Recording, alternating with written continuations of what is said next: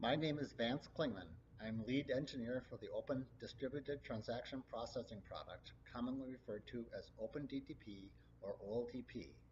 This presentation is an overview of the features implemented in the ClearPath 18.0 release of OpenDTP. The features implemented in OpenDTP for release 18.0 address several feature suggestions received from clients. There is a service-level timeout implementation for configured services, a dynamic timeout modification API for use by OpenDTP clients, more user-defined event logs are now available, and a failure monitoring implementation which provides circuit breaker functionality has been implemented. This last feature works like a circuit breaker. When services become overloaded by failures, the circuit breaker is tripped and services are no longer processed by the service to help prevent the system from being overloaded. Additional timeout parameters have been added to each service configuration type to enable setting timeouts for individual services. These parameters enable a finer granularity for each service than is provided by the global max block time parameter.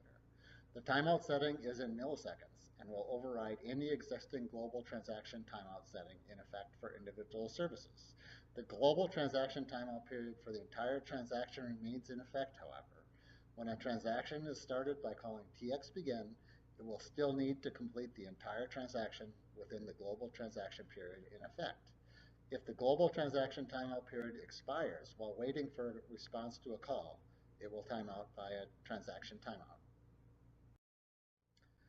This is an example of the new parameter setting in the star services, star HAA services, and star TRAP services section of the TMS config configuration file. This functionality already existed for services configured in the star remote services section. To provide greater timeout control for application programs, an API has been implemented that allows clients to dynamically change the timeout period that a service will block, waiting for a reply to a service that is called. This API is available in C, UCOB, and the ACOB programming languages. This dynamic timeout change is useful when a service may have varying response times based on the data being sent. The client can look at the data about to be sent and increase or decrease a timeout value based on how long it is expected to take. This value overrides all timeout settings in effect, which includes the max block time parameter in the TMS config, the service level timeout setting described in the previous slides, and the global transaction timeout that may be in effect. Similar to the service level timeout, the global transaction timeout period for the entire transaction remains in effect. When a transaction is started by calling txBegin, it will still need to complete the entire transaction within the timeout period. Otherwise, the transaction will be rolled back and request in progress will be timed out. This is an example of a UCOB client calling the API to modify the transaction period dynamically. The number of user-defined event logs has been expanded from 10 to 25 so that application programs may log errors to a finer granularity for specific error conditions. This allows system administrators to do less searching for specific error conditions. For example, user event logs can be dedicated to log errors that occur while trying to access specific sections of a database. The remaining slides describe the failure monitoring feature. The failure monitoring feature was developed in response to a client feature request to implement a software circuit breaker to automatically stop routing requests to services when they begin failing consistently. The purpose of the feature is to prevent excessive queuing and use of system resources in the event that services cannot complete due to temporary or permanent failure conditions. The way the feature is implemented is that services are configured in the OpenDTP TMS config with a failure threshold setting. The OpenDTP system monitor activity then continually keeps statistics on services configured with a failure threshold. If the service fails at a higher rate than allowed by the failure threshold parameters, the service is marked down and requests are rejected immediately without dispatching requests to the services. Services can be configured to automatically come back when the problem is resolved. For failure monitoring, the service can be in the following states. Up, the service receives all requests sent to it. Down, service has been marked down due to failures. Down by operator key-in, service has been marked down administratively by the down service command to the TMSC processor. And limited, the service has been marked down but is allowing a limited number of requests through to determine if the failure condition has cleared up. Each service section in the TMS config has new parameters used to configure failure monitoring. There is a failure monitor interval parameter. This parameter specifies the time interval in seconds that the system monitor activity will use to keep statistics on the health of the service. There is a max failures parameter, which specifies the maximum number of failures that are allowed within the failure monitor interval before the service gets marked down and starts rejecting requests. This includes service failures, service aborts, and service timeouts. Once the service has marked down as a result of failures, the limited retry interval and limited retry conditions parameter can be specified to determine the conditions that need to be met before the service automatically gets marked up again. These parameters are optional. For the limited retry interval parameter, this is the time interval to wait before allowing a limited number of requests through to see if the failure condition has cleared up. The limited retry conditions parameter consists of three parts. The first part specifies the number of limited requests to let through during the retry to see if the service is working again. This is followed by the number of failures allowed for the limited retry requests that were let through. If the service continues to fail during this retry, this parameter defines the failure threshold for the retry. If it is exceeded, the service re-enters the down state. Otherwise, it will re-enter the up state. Finally, there is an initialize flag that enables the service to start in the limited state when TMS config is first loaded. The service only becomes up once a limited number of service requests succeed based on the failure threshold set for the limited state. Here is an example of a service configured for failure monitoring. The failure monitoring interval is set to 60 seconds. Only one failure will cause the service to be marked down, and the service is configured to be retried after 15 seconds after the service goes down.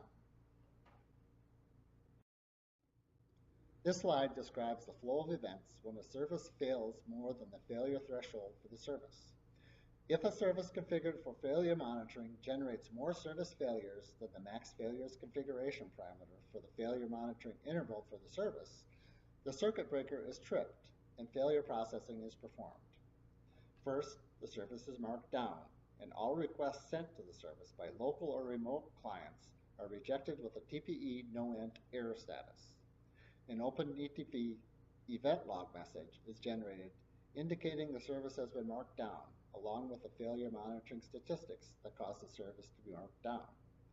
If the optional parameters limited retry interval and limited retry conditions are not present, the service will remain down until operator intervention brings it back up with the TMSC up service command. If the limited retry interval parameter is specified, the service will remain down while rejecting all incoming requests until the limited retry interval elapses. Once the time period has elapsed, an event log message indicating the service is entering the limited state is logged, and the service enters the limited state. The number of limited requests, as defined by the limited retry conditions parameter, is allowed through once the limited state is reached. All other requests continue to be rejected with the TPE no-int status. If the number of requests allowed pass the limited retry failure threshold, the service is marked up, and all requests sent to the service are processed again. If the limited retry failure threshold fails, the service is marked down again, and the process repeats. New commands have been implemented in the TMSC processor to change the service state administratively. The up service command moves the service to the up state. The limited service command moves the service to the limited state. The down service command moves the service to the down by operator key-in state.